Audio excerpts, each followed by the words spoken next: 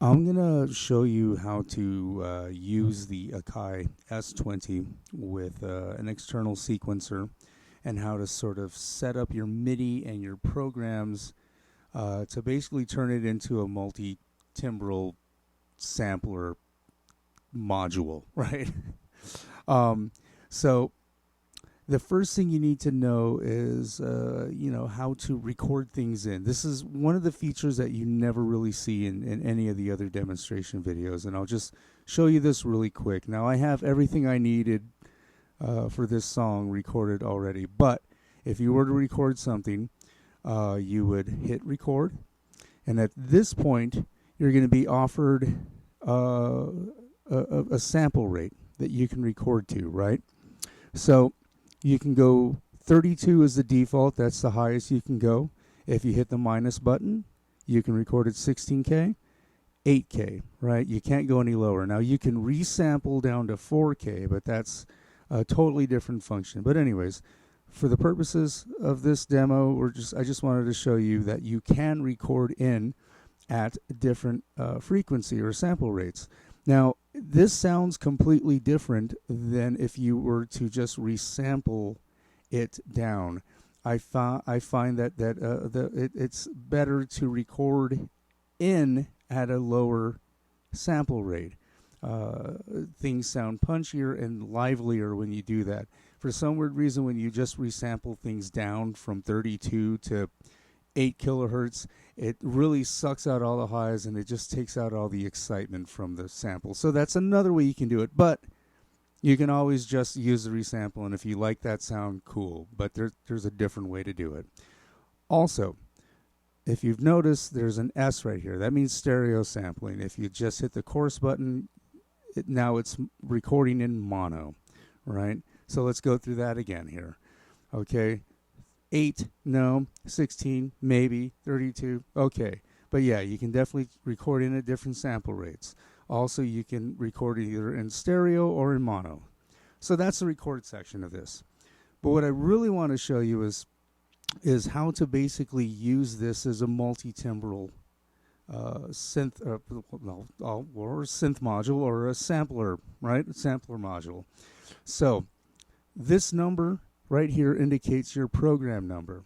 Now, if I were to play this sequence that I have in my external sequencer, all of the sounds here are on program 1. But if I were to change this to program 2, it's no longer playing anything. You see the sequencer is still running, but it's no longer playing anything because it's only going to respond to program 1. Now, you can have different programs on the same sampler, but you have to make sure that your MIDI is set to it, right?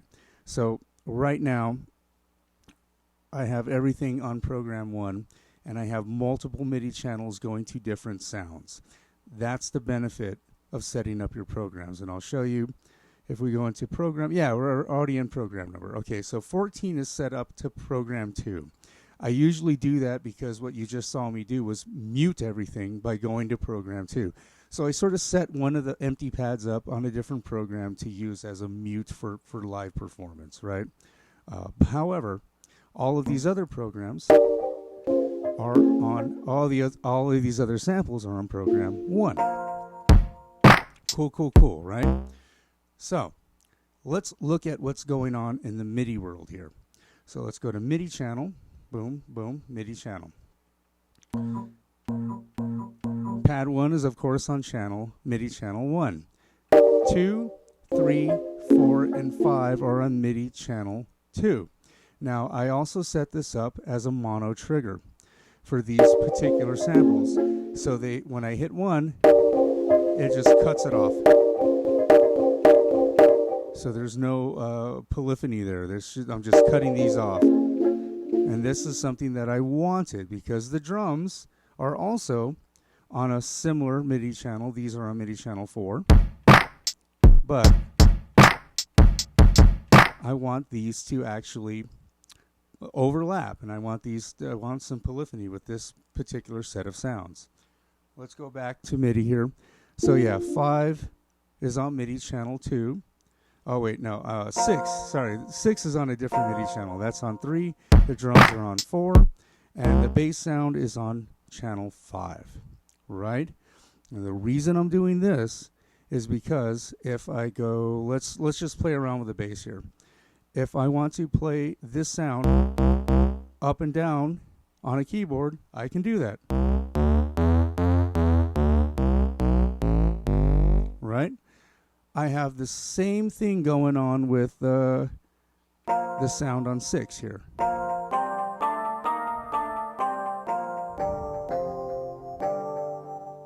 Cool. But I don't have that on 1. It's constant sound. Now the way you can do that is you can set it to constant pitch, right? So let's choose that sound and go to constant pitch, and I'm pretty sure it's on. Yeah. Awesome, right? So that's a way that you can just play a loop and then have some other sounds pitched up and down against that loop. Like I said, 1 is on MIDI channel 1, 6 is on MIDI channel 3, and 13 is on MIDI channel 5. Right? So that's basically, in a nutshell, that's how you do it. Now you might be asking, okay, well, what's going on with these sounds here? How did you get that to happen? And this is how it's going to look, let's say, on a keyboard here. Oops, wait, wrong. Well, that's the drums. Okay, but no. Let's go back with here. Okay.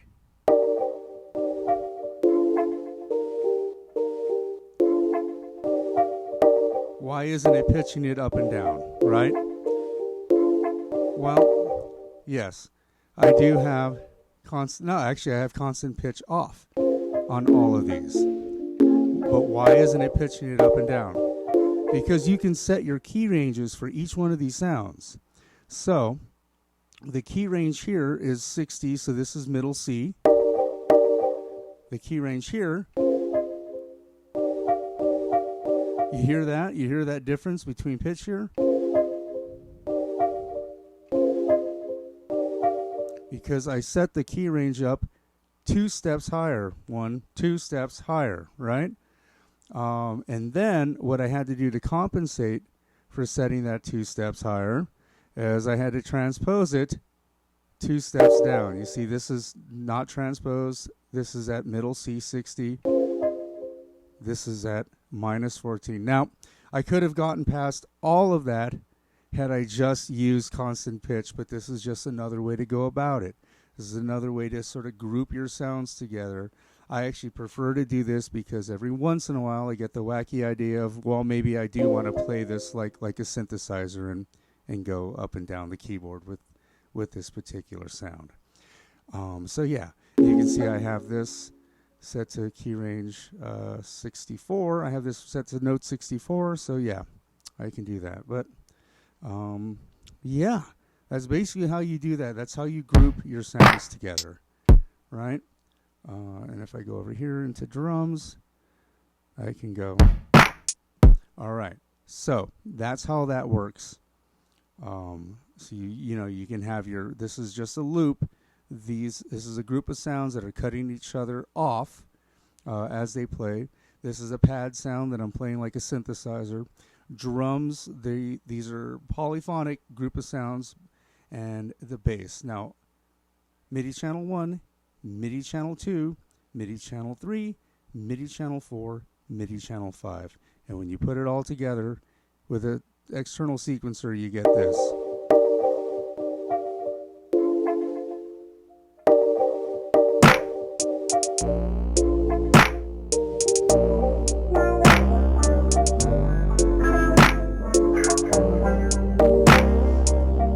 So why would you want to do this, right? Why would you want to put a group of sounds on the same MIDI channel? And why not have every sound on its own MIDI channel so you can separate things? Well, it's true, you can do that. But what I like to do is sort of, let's mute that.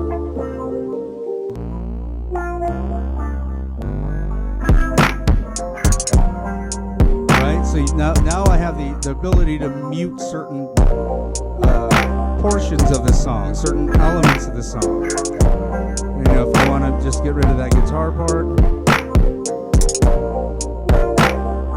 Yeah, so that's basically, that's how that all works, and this is how you can use the S20 as a sort of multi-timbral sound module. Just remember, have everything on the same program. Then you can start assigning different MIDI channels to different groups of sounds or to every sound. You can set your key ranges. You can have constant pitch, so you can have all your drum sounds and stuff, you know, set to different. You don't even need to set your key ranges at that point. So yeah, I think that kind of covers it.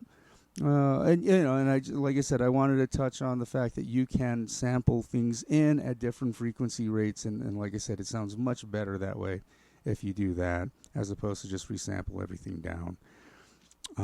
Yeah, I hope somebody got something out of this. I just really adore this sampler. This was my very first sampler. I think I got it when I was a teenager, and of course the first thing I did when I saw this is I was like, oh look, it's like an MPC, and I can sort of play one-shot sounds, and I misused it for many years because I didn't even bother to read the manual. I just sampled things in, and I was launching loops and doing that whole thing. Doing that whole thing for the longest time, and then using the internal sequencer, and I thought I had a mini MPC, but that's just not the case. The sequencer is not the worst thing I've ever used, but it's not the best. And it is really good if you have loops and you want to sequence loops. It's good for very simple, primitive type of sequencing. That's great for that. And one of the few gripes I have about this is that I can't use an external sequencer and send MIDI to the internal sequencer. It doesn't work that way. It only works with button pushes. It only sequences actual physical button pushes. That's crazy to me. But for what this sampler is, it does quite a bit. I mean, this is pretty much, these are rack mount sampler features. My MPC 2000 doesn't have the ability to play sounds up and down a keyboard like this. It just doesn't have that. This is one of the reasons why I purchased this. Again, I went out of my way to find one of these just because I miss this feature. And of course, when you get really low down, you get this really gritty lo-fi sound. It's wonderful, wonderful. You can, and eight voices here, 8 voices in mono. You get 4 in stereo, but I mean 8 voices, so you can really dig into the polyphony and play complex chords. Yeah, one of my favorite samplers here. So yeah, I hope you got something from this. Even if you've owned this for a long time, maybe you've never used it in this particular way before. Awesome. I hope you gained something from this. And if you're looking to buy one of these, just note that, yes, the other videos show you the grit and the dirt of this sampler, and it is there and it is real. However, you can do a lot more with this. With just this sampler, you can sequence with an external sequencer. You can have an entire song worth of material. By the way, all these sounds are on one floppy disk. I have a USB floppy emulator in here, but even then, it's still the size of one floppy disk, each section of this. So, by sampling in at lower sample rates, you can fit a lot of material in. I mean, this is a 4-bar loop here, and I think I sampled it in at 16. So I mean, I didn't even use the lowest. I think I sampled the bass sound in here. Yeah, I sampled the bass sound in here at 8 kilohertz, right? Because bass sounds, you don't need a lot of high-end information. You just need the weight of the bass. So yeah. I better stop. I better stop while I'm ahead. So hopefully you got something out of this. And if you're looking to purchase one of these, the prices for these days are outrageous. They're outrageous, and they're becoming harder and harder to find. And I can only see the prices maintaining the $600 range. It's terrible. I really wouldn't pay more than $400 for this. You know, when this was first released, this was $450. I think it was $500, but really quickly they dropped it down to $450 was the average price you can get. And this was in 1997 when this first came out. So I really wouldn't pay more than $400 for this. You know, if you're going to get the floppy emulator, of course, that's going to set you back, you know, $30 to $80 if you don't want to do any of the flash floppy programming or anything like that. So, you know, just you know, make sure that you get this at a good price. I actually got this at a Gonga Steel at I think I bought it for less than $100 because it wouldn't power on, and luckily I know enough about electronics to have fixed that and got it going again. So, but every once in a while, you'll find one for you know, $300. If you do, snatch it up, especially if you love lo-fi, gritty, kind of grimy 90s sampler sounds. This is the one right here. This is, man, I love this one. Anyways, okay, enough talking. Thank you for watching. Enjoy. Peace.